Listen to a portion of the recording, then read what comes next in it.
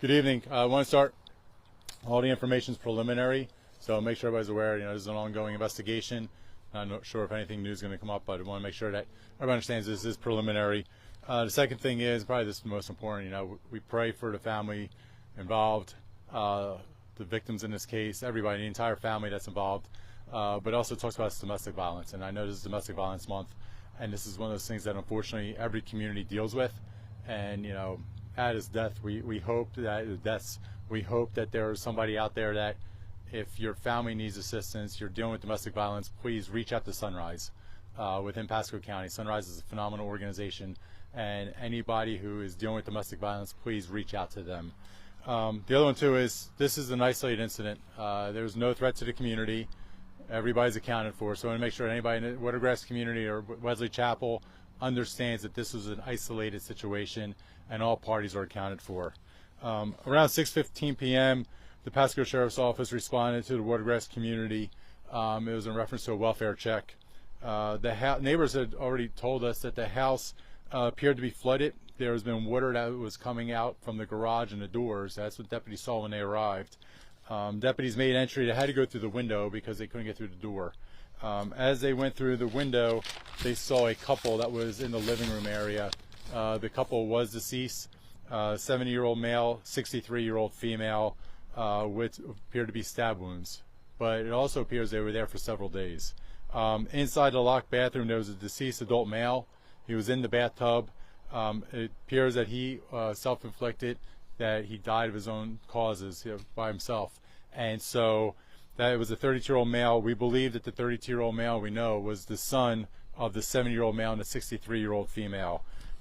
Neighbors said they saw water coming from this house since probably last week, maybe last Thursday.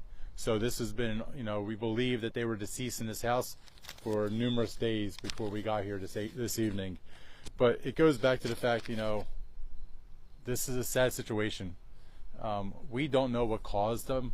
We don't know what caused, the son to kill his parents and then kill himself, what appears to be. But we do know that it was domestic violence. And that's what we go back to. Anybody in the community that's dealing with this horrible situation with domestic violence, please reach out to Sunrise, reach out to somebody, get help. We found out through the investigation that, the neighbors were saying that the son was dealing with mental health issues. It would appear to be. Through records, we found out that the son had the family was dealing with him with mental health issues. And that's the other aspect too. The two things that we always keep talking about, mental health and substance abuse. Those are big issues that always impact our community.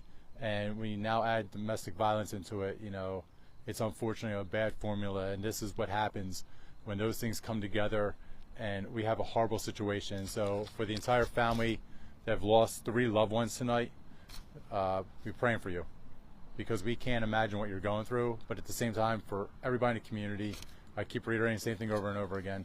If there's a mental health crisis going on in your family, please find help. If there's domestic violence, reach out to Sunrise, because unfortunately these bad incidents continue to happen in every community. So is there any questions? Where was the water coming from? Was that coming from the bathtub? Yeah, it appears to be the bathtub, and it was just flowing. It's been flowing for days. Deputies, there's several inches of water inside that house, and the bodies were definitely were deceased for several days.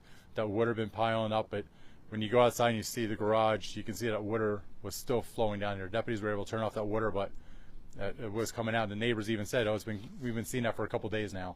So that's what we got the call out today about the welfare check, and that's what we found.